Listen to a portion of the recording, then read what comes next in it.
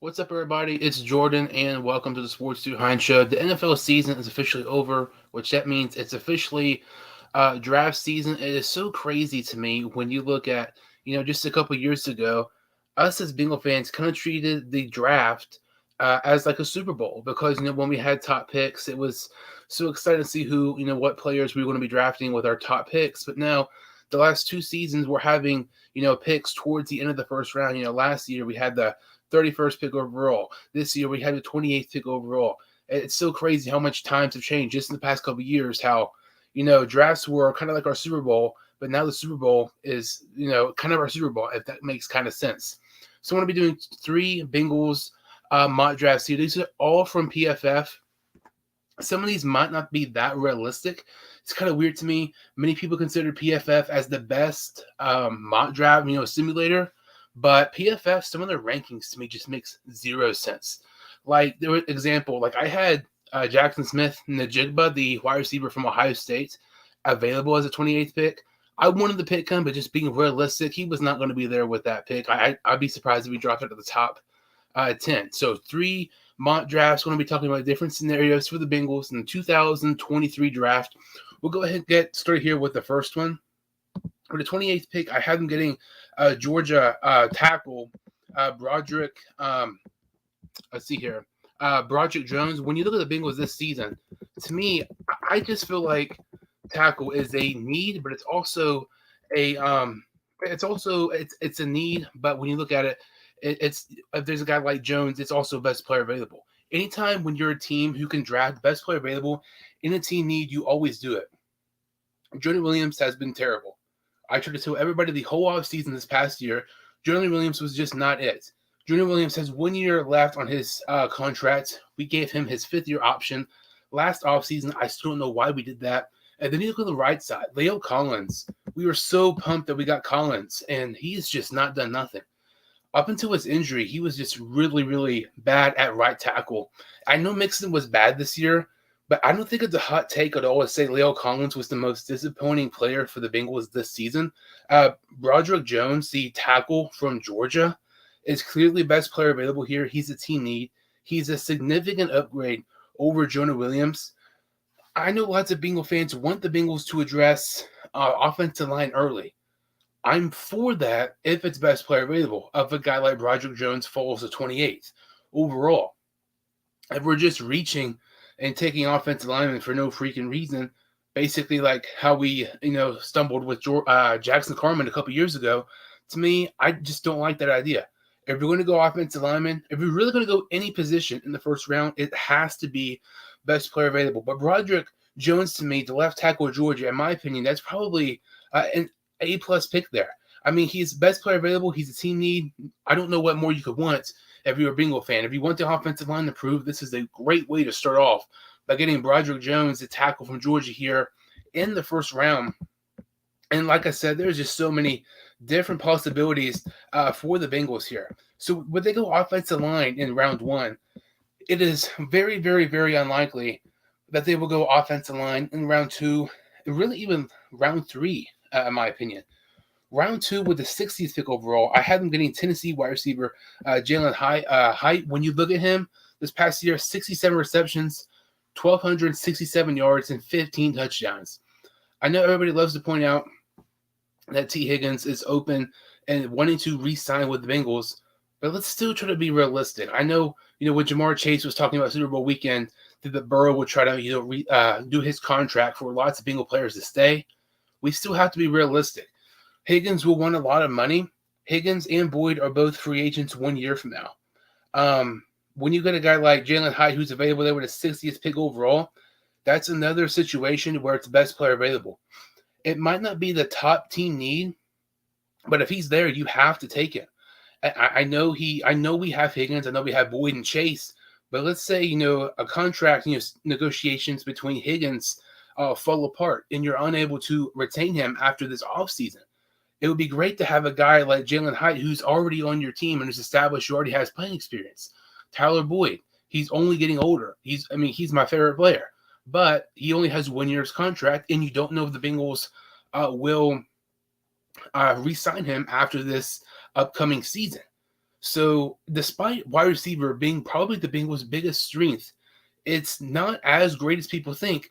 When you look at the contract situations, 1 year from now, you have Chase. That's really it, because yes, we want to think that Higgins will resign. He might end up resigning. We want to think that Boyd will resign. He might, but the fact that we are not for sure is kind of slightly concerning here. But I think getting a wide receiver like Jalin Hyatt would be amazing with a 60 pick overall. Like I said, 15 receiving touchdowns last season. He would be amazing in this Bengals offense. Another position to me that I think is not talked about enough when it comes to team needs is linebacker. When you look at linebacker this season, Jermaine Pratt is a free agent, and he's posted several kind of like cryptic tweets about, if he's going to stay or if he's going to leave. He wants money. He wants to be a third down linebacker, several things like that. So when you have Pratt, a guy who's really developed the last 2 seasons, really picked it up last year and this year, who's a free agent, if you lose him, that sucks. But let's look at next season. Logan Wilson, Akeem Davis-Gaither, Joe Bachie, Marcus Bailey are all free agents next year. And you already have Pratt being a free agent this year. Linebacker is a much bigger need than people think it is. And this is a situation where, once again, you need a team need. And this is arguably the best player available here with the 92nd pick overall. If we're able to get a guy like this player here in the 3rd round, that would be amazing. Look at Jermaine Pratt. Jermaine Pratt was a 3rd round pick. He's probably pretty good for Cincinnati. Possibly can get a second deal with Cincinnati. Look at Logan Wilson. Logan Wilson was a 3rd round pick. He's hopefully going to get a second contract with Cincinnati. He has 7 interceptions the last 2 years. With the 92nd pick overall, I have the Bengals getting Oregon linebacker Noah Sewell, A+ pick in my opinion. I don't get how you could even argue that this is a bad pick here, because like I already said, Pratt's a free agent. You have no idea what he's going to do. Like, even with Bates, we'll talk about that later. But when you look at Jermaine Pratt, his contract, you literally have no idea if he's going to re-sign or not. If he doesn't, I feel like there's even a more chance that the Bengals maybe go linebacker here in the 3rd round, especially the fact, like I mentioned, Akeem Davis-Gaither, Joe Bachie, Marcus Bailey, and Logan Wilson are all free agents 1 year from now. That is really, really concerning if you're the Bengals. Logan Wilson and Jermaine Pratt's been one of the more underrated linebacker duos in the league the last 2 years. And the fact that they both, are free agents, Pratt's this year, Wilson's next year, you have a chance of losing both, especially that we don't know what Higgins' contract, we don't know what Chase's and Burrow's contract will be. It's kind of concerning. I get Noah Sewell here with the 92nd pick overall would be fantastic. 56 tackles this past season, 5.5 tackles for loss. 2021, he was amazing. This year he really had a down year compared to 2021. 2021, he had 116 tackles and 8.5 tackles for loss. When you look at Sewell, I feel like he would just be an instant, impact player here for the Bengals defense if Pratt were to leave. Even if Jermaine Pratt does end up re-signing with the Bengals, I still like the Bengals getting Noah Sewell here, because it's kind of an insurance policy if we're unable to retain Davis-Gaither, Logan Wilson, some of those guys. So this is my draft 1 here. So with 28th pick, we drafted Broderick Jones, a tackle from Georgia. With our 2nd round pick, we drafted Tennessee wide receiver Jalin Hyatt. In the 3rd round, we drafted Oregon linebacker Noah Sewell. So we have 2 more here. Comment, any questions, stuff like that. Comment about what your thoughts are on the picks and different things. So this next pick here in the 1st round, I guarantee you, Bengal fans. So some Bengal fans will not like this pick. This is another situation where it's best player available. I don't care if it's not a team need. You always draft best player available. I know I'm saying it now. You're going to hear me saying this the whole freaking draft season. Best player available, BPA, no matter what, at 28. Obviously, unless it's a quarterback. But when you look at the 28th pick overall, and when you look at the Bengals secondary this season, Eli Apple is a free agent. Eli Apple, to me, I feel like Bengal fans overrate him, but the national media gives him so much hate. Eli Apple is much better than people give him credit for, but you don't know if he will end up re-signing with Cincinnati. I do think it is possible, but that's something to look at. And then you look at Chidobe Awuzie, in my opinion, without a doubt, our best corner by far. It's coming off a season-ending injury. the odds of him coming back 100% might not be the case. And this is his last year on his contract. To me, something else I think it's important the Bengals maybe try to go after a corner in the first couple of rounds if there's a corner that kind of stands out and it's one of the best players available here.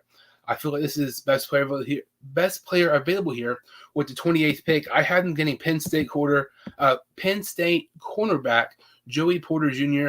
I know Bengal fans, some of them will hate that pick. I really, understandably so. I hated Joey Porter. I just could not stand him. Really, any Steeler player at that point. But to me, I mean, that's his dad. This is his son. I feel like he could do wonders for this Bengals secondary. Just because you don't like his dad doesn't mean you should not draft a player. But we did see that, kind of like the NBA years ago, it appeared that, Lonzo Ball wasn't the first pick because of his dad was a distraction, stuff like that. But Joey Porter, could you imagine him, wearing a Bengals jersey to like a Bengal game with his son? That'd just be kind of crazy to me. But Joey Porter Jr. to me would be an amazing pick with the 28th pick. I don't expect him to be here, but if he is, the Bengals have to run him to the podium and draft him because he's going to be best player available. He's going to be the top corner. Corner, like I said, is a more of a need than people think. I do think Cam Taylor-Britt is going to be phenomenal. When you look at his performance against Monday night against the Browns, his first start, he was terrible. He was not good that game. But literally, it seemed like every single game after that, he was getting better and better week after week after week. I feel like he has a lot of potential, but I still think adding a reliable corner here in Joey Porter Jr. with the 28th pick overall is not a bad idea, considering that Eli Apple is a free agent and Chidobe Awuzie is coming off a season-ending injury. You don't know how he's going to perform, and he has 1 year on his contract. So I think this is something the Bengals should definitely be looking at here with the 28th pick overall. I said lots of Bengal fans might not like that pick because it's dad. Obviously, he's Joey Porter. He used to play for the Steelers. I feel like lots of Bengal fans will like this pick here. Like I said, these mock draft simulations are from PFF. Like I said to start the show, I'm really confused how PFF's kind of grading scale is this year. It's not, in my opinion, I don't think it's as good in years past. I feel like this player is going to be gone at this pick here, but just for the fun of it, try and do something different, try to have different scenarios and different possibilities for the Bengals when it comes to the draft in just a couple months. With the 60th pick overall, the Bengals select Ohio State tackle Dawand Jones, A-plus pick in my opinion. I would say he's the best player available here, and like I already said, when they drafted Broderick Jones here in the first round. If you're able to get the top player on the board, and if he's a team need as well, it is an A-plus pick pretty much no matter what. And as long as it, not a reach. When people talk about Billy Price, he was one of the better players available. The Bengals did need a center, but to me, that was a reach. Situations like this, when you get a guy who is a top player at his position that the Bengals need, they're not reaches if they're one of the better players on the board. Dawand Jones, I feel like he could be really, really good for Cincinnati. Over half of his starts are at right tackle. The dude is freaking massive. Like, I'm 6'4", like 330. I feel like I'm a pretty, big guy. Dawand Jones is 6'8", 360. Like, dear God, I'd be scared to see him like in an alley. Like, he is huge. 6'8", 360. His wingspan is the biggest wingspan ever recorded at the Senior Bowl. Like, that is insane. And when you look at the wingspan for a tackle, it is huge because, they could have, leverage compared to the going up against the edge and stuff like that. But like I mentioned, La'el Collins is arguably the most disappointing Bengals player from this past season. There was so much expectations for him. We were so excited. He said he was going to be Burrow's bodyguard.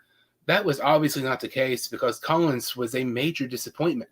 He has a season-ending injury. He's had injury issues before. That was the one kind of concerning thing when the Bengals did sign him, that he had that, kind of injury issues in the past with Dallas. It happens again at Cincinnati. You don't know how he's going to come back. And to me, I feel like this will not be a bad pick here. If the Bengals did go Dawand Jones, just purely on the fact that, over half of Jones' starts are at right tackle, but he's also started some at left tackle. So let's say there's a scenario where Collins comes back, he plays pretty good, he's reliable in the Bengals offensive line. Maybe you could have Jones play at left tackle and take over Jonah Williams. I don't think that's a bad idea either. But if you're taking a tackle here in the second round, he has to be a possible tackle in the future, especially if Dawand Jones' caliber, by getting, a guy who probably honestly should not be here with the 60th pick. Whether the Bengals luck into getting him, that would be amazing for Cincinnati. But Dawand Jones here, I feel like would be a really, really nice pickup for the Bengals. So far in this mock draft, the second one, I have them getting Penn State cornerback Joey Porter Jr. and Dawand Jones, the tackle from Ohio State. Let's see here. Kind of mixing up here. Trying to, throughout these mock drafts, I'm going to have lots of different players with the first, second, and third round. I'll eventually get to like seven round mock drafts as well. Mixing up here in the third round, I have them getting San Jose State edge rusher Viliami Fehoko. I'm sure I pronounced that name wrong, but when you look at him, he's played really, really good. In 4 years, he's had 47.5 tackles for loss and 23 sacks. I don't think it would be a bad idea if the Bengals maybe got some more edge help here. Maybe not early on, but if there's a guy who should not be there scenario, yeah, but maybe in the third round, I don't think it'd be a bad idea. But when you look at him, 23 sacks in 4 years. Hendrickson was good this year, but not really as great as he was the year prior. Hubbard was really good as well. When you look at the Bengals, Kim Sample has shown potential. Osai has shown potential. I think he will be good. You can never have too many edge rushers. And I feel like when you look at the Bengals in the past, there's been scenarios where maybe they draft an edge rusher that they don't really need. But, like I said, you could have 10 edge rushers, and they could all be really good. You can never have too many good of them. And I feel like getting edge rusher here would not be bad here in the third round if the Bengals do not attack edge here in the first or the second. So that was the second mock draft here. In this final and third 3-round mock draft, this one's really interesting to me. I'm sure lots of people maybe have opinions on this one, but when you look at it, the 28th pick, I don't think there's going to be a player who is a wide receiver who will fall to the Bengals at 28. But in this scenario, there is a guy who, in my opinion, should not be here. If he's there, you have to take him, and that is USC wide receiver Jordan Addison. When you look at Addison this season, he had 11 games for the Trojans, 875 yards, and he also had 8 touchdowns. But the year prior, when he played with Pittsburgh, he was amazing. He had 100 catches, nearly 1,600 yards, 17 touchdowns. He also had a rushing touchdown as well. Like you already said, when you look at T. Higgins and when you look at Tyler Boyd, you want to think that the Bengals will re-sign both those guys, but the fact that there's still a chance that they might not sign either one, just trying to be realistic, not trying to say, we're going to sign all these guys, that's not always going to be the case. When you look at a guy like Jordan Addison, it's much more beneficial of drafting a great wide receiver in the first round compared to the second, especially because, with the fifth-year option, we drafted T. Higgins with the 33rd pick overall. If we would have traded, just got him at the 32nd overall, we could have a fifth-year option on Higgins. We would have him for one more year before we'd have to give him a contract extension. But Jordan Addison is just amazing. I mean, when you look at his, time with Pittsburgh, he averaged about 16 yards per reception. That's very, very impressive. Like I said, pretty much no matter what, as long as it's not quarterback, you're taking the best player on the board in the first round. That's part of the reason why the Patriots have been so good for so long. There might be times when New England doesn't draft a player who will maybe impact your team right away, but in a year or so, when some of their top players' contracts expire and they don't re-sign him, those players, that's when those players kind of take over. But getting Jordan Addison here, the 28th pick, I'm sure some Bengal fans might not like it because it's not offensive line, stuff like that, but you cannot fixate on one position. You have to have all options on the table, especially in the first round. But Jordan Addison, to me, is an A-plus pick. And when you look at these first-round picks here for Cincinnati, I don't know how you could go wrong with any of them. In the 3 mock drafts I've done, one that took Jordan Addison, another one that took Joey Porter Jr., the corner from Penn State, and the other one that took Broderick Jones, the left tackle from Georgia. All 3 of those picks are A-plus to me, and that would be a great way to start off the draft for Cincinnati, getting all 3 great guys who might not impact the Bengals right away, but in a year or two, they could have a big impact for Cincinnati. Round 2, like I said, I would not be upset if the Bengals maybe went edge on the first couple rounds if it's one of the better players available here. This is a guy I like quite a bit. He's just not talked about enough, in my opinion, and that is Bowling Green edge rusher Karl Brooks. The last 2 seasons, Karl Brooks has 30.5 tackles for loss and 17 sacks. He is a monster. He is all over the field for his career. He has over 25 sacks. He has over 50 tackles for loss. He is amazing. He is so explosive. So when you have a guy like Karl Brooks, you can rotate him with Osai and Sample, and then you have your two guys in Trey Hendrickson and Sam Hubbard. It even gives offenses struggle even more. Going up against some great edge rushers. Like I said, you can never have too many edge rushers. Getting Karl Brooks here, to me, with the 60th pick is not a bad idea. Not a bad idea at all. I think he's a guy. As we get closer to the draft, I'm not going to say he's a first-round pick, but I would not be shocked if he maybe, snuck his way maybe to the top 35 or 40 picks. He's a guy I really think who can maybe help his, draft stock with the pro days and stuff like that. He's really under the radar pick in the first 2 rounds here. Karl Brooks is definitely someone to keep an eye on as we get closer to the draft. But I like that pick there for Cincinnati. This final pick here is really interesting to me. I did not think we would really be having this conversation this offseason, heading into this past year. When you look at the Bengals, in my opinion, I thought Joe Mixon was going to have a great year. I would not shut up about him getting so many receptions, yards, touchdowns. He was going to break records when it came to targets and everything like that. I thought he was going to run the ball really good. It's so weird because I was so right about Mixon, but I was so wrong about Mixon. I was right in the fact that Mixon was going to break pretty much everything in his years prior when it came to targets, receptions, receiving yards, touchdowns, and all that stuff. I really thought he was going to run the ball good for Cincinnati because it finally looked like we had a solid offensive line for the first time in several years. That was just not the case at all. Mixon was absolutely god-awful this year running the football for the Bengals. He had less than 900 rushing yards. He had like 800 rushing yards this year. About 25% of his rushing yards this year, it seemed like it came from the Carolina game. That that's not something you can rely on. That's a once-in-a-decade type performance for a running back. Mixon, it just does not make any sense to me. And it's not that the fact that the offensive line was bad. It's just that, he was not good. Look at Pirine. When Pirine came in, he ran the ball very effectively. When you look at Mixon, you take away the game against the Panthers this season. In the regular season, I believe that was his only game with over 100 rushing yards. Pirine started against the Chiefs back on December 4th when Mixon was out, and Pirine had over 100 rushing yards. It's not that, the line struggled, just Mixon struggled. And Pirine, when he played in absence of Mixon, played very, very well. And I know when you look at the playoff game against Buffalo, Mixon played good, but if you're getting paid like a top 10 running back, people say you're a top 10 running back, you should be having those type of performances pretty much every week. That was only the second time this year Mixon had over 100 rushing yards. And that was really concerning for the Bengals because at times they were just one-dimensional, and that cannot happen when you look at the Bengals who, obviously Burrow has injury issues, not injury issues, but it has a history of injuries at times.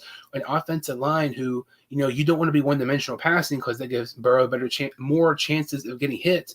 And just Mixon cannot run the ball at all. You have to be balanced in the league. You cannot have your quarterback, throw 50 times a game and get a hit several times a game. That's why I have the Bengals getting TCU running back Kendre Miller, but the 92nd pick overall. You have to possibly get a running back replacement here for Mixon. In the draft, it might not be the first round, might not be the second or third. I mean, the way running backs are, they are so replaceable. It might even be a 6th or 7th round pick. When you look at draft picks with the running backs, it's so crazy. I mean, Pacheco for the Chiefs was a 7th round pick. Austin Eckler wasn't even drafted. So when you look at some of these running backs, you might not have to get them in the 1st or 2nd round. Some of these guys, will have a, great training camp, worked away on a team, and, could be a starter even if they're a late round pick. But Miller, to me, he was very, very underrated this year. I know lots of people, when you talked about TCU this year, not including the fact that they got killed by Georgia in the championship game, everybody loved to talk about Max Duggan. He was good, but Miller, he was amazing. 224 rushing attempts for 1,400 yards, 17 touchdowns, 6.2 yards per carry. That is very, very impressive. It doesn't matter what conference you're playing in. I know the defenses in Big 12 tend to be bad, but 6 yards a carry, that's very, very impressive. When you look at Mixon, he has 1 year on his contract. If the Bengals cut him, they save $10 million. P. Ryan's a free agent. It's so crazy. I definitely did not think we were going to be having this conversation that Mixon might not be on the team in 2023 for the Bengals. When you look at it, it does not make any sense. I still don't get it. He was just not able to run the football at all this year.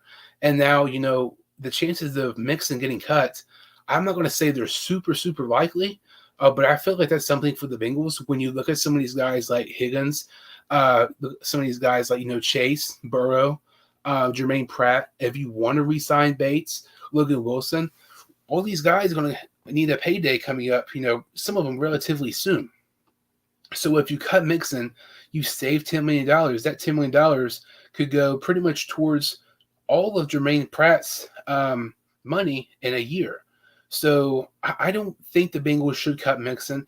I feel like they should maybe restructure his deal. I feel like that's probably the better option to do. But regardless if you do it or not, even if you restructure Mixon's deal, he's still going to have 1 year on his contract. So you're still going to need to find a replacement relatively soon for Mixon. Maybe, you don't draft running back here in the third round, but maybe you get one in the later rounds. But I really like Kendre Miller, the running back from TCU here, with the 92nd pick overall. I feel like it's something the Bengals, if he's available there, maybe that's something they should consider. But I like that pick quite a bit there, especially the fact given if the Bengals were to cut Mixon, it saves $10 million, and you get a running back in Miller who I think could be pretty beneficial to the Bengals backfield. So when you look at this mock draft here, to me, this one might be my favorite. I really don't know. There's things I like about all three mock drafts. There's things I kind of don't like about all three mock drafts. So in this mock draft here, I had the Bengals get USC wide receiver Jordan Addison with the 28th pick overall with their first round selection. In the second round, they take Karl Brooks. Let's see here. Ken Hammett. I like Brooks. Reminds me of James Harrison. Yeah, James Harrison. I do not like him at all, but he was a monster on the field. He was all over the field. If you can get a guy like that in Cincinnati, that would be really, really good. But Karl Brooks with the 60th pick overall, I like the pick there. And then we have with the 92nd pick, Kendre Miller, the running back of TCU. So that was the final mock draft. Already went through these other two, but in the first one I did, I took Broderick Jones, the tackle from Georgia, Jalin Hyatt, the wide receiver from Tennessee. When the second round and the third round, they took Noah Sewell from Oregon. I don't know. I'm kind of leaning towards that one because the value pick in Noah Sewell there in the third round to me, it's really hard to beat. Let's see here. In the second one I did, Joey Porter Jr., the corner from Penn State. Second round, we took Dawand Jones from Ohio State, the tackle. In the third round, we took San Jose State edge rusher Viliami Fehoko. I still think I pronounced that name wrong. But let me know what you think in the comments about each mock draft. Comment your favorite mock draft, 1, 2, or 3. I feel like I said, I feel like there's good things about each one, maybe not so great things about each one. But, with the season officially over, mock draft season is officially here. I'm going to be doing these videos probably maybe once, twice a week. And next week or so, probably doing a video where we do a free agency mock simulation. I did those a couple of times last year, so stay tuned for that. Free agency mock simulation followed by a 7-round mock draft as well. But that about kind of does it for this video. If you're new to the channel or you've seen my videos before, I would really, really appreciate it if you could subscribe to the channel and like this video. Thank you all so much for watching, and I will see you all next time on the Sports 2 Hunt Show.